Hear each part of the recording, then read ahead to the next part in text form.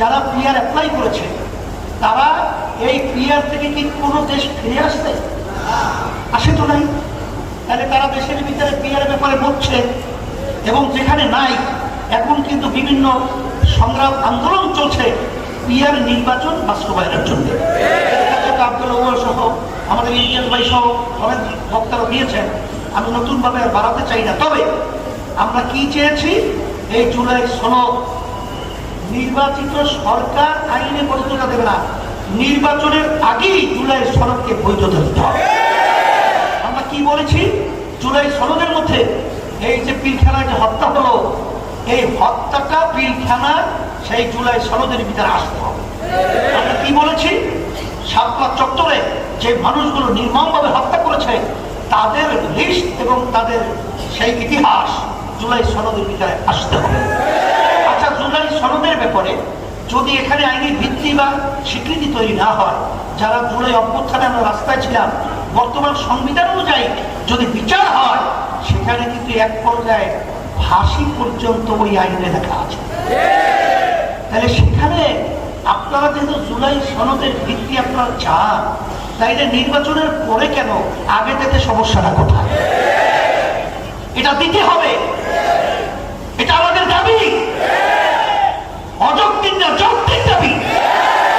এখন আমাদের বিরুদ্ধে আজকে দুঃখ সহকারে বলতে হয়, এনি সাহেব বিএনপি সে আজকে বক্তব্য রেখেছেন অত্যন্ত আপত্তিকর। সেখানে আমাদের ব্যাপারে ভণ্ড শব্দ ব্যবহার করে, সেখানে সে ব্যবহার করে আমরা কি ফ্যাসিস্টের সহযোগী ছিলাম। আমি বলবো এই প্রশ্ন আপনার জাতির কাছে বা কাউকে না শুনিয়ে আপনি আপনার দলের সেক্রেটারি জেনারেল মহাসচিব মির্জা ফখরুল সাহেবের কাছে জিজ্ঞাসা করেন, আপনি বরকতুল্লাহ ভুলু সাহেবের কাছে জিজ্ঞাসা করে রাখেন, আপনি মেজর হাবিব সাহেবকে জিজ্ঞাসা করে রাখেন যে ফ্যাসিস্টের বিরুদ্ধে ইসলামী আন্দোলনের ভূমিকা কি ছিল, অবস্থান কি ছিল।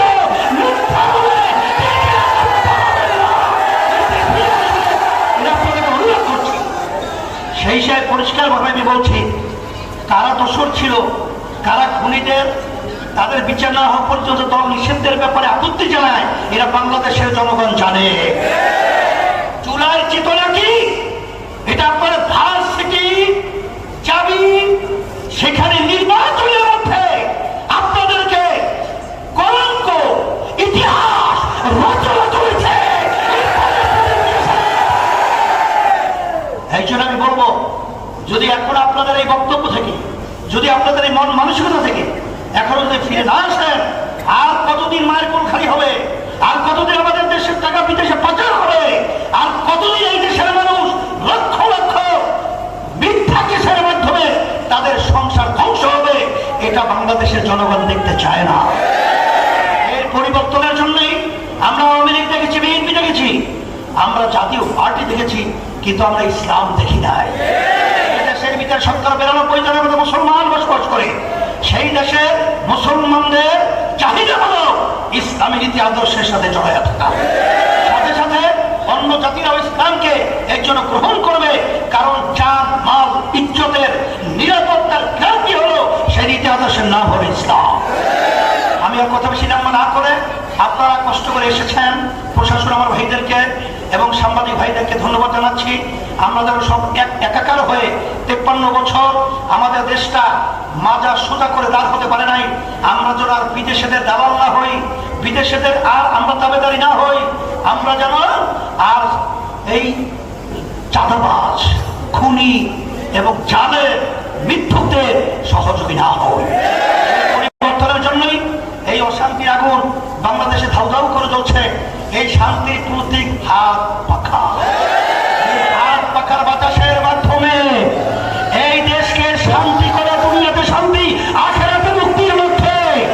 আমি আপনাদের সন্তান, আমি আউয়াল সাহেব, আপনারা তো পরিচিত আছে জানেন, তার হাতে উঠিয়ে দিয়ে আপনাদের সামনে আমানত হিসেবে রেখে গেলাম।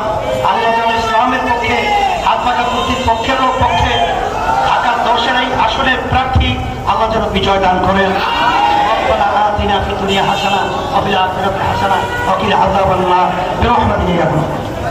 দৈনিক আজকের বাংলা .net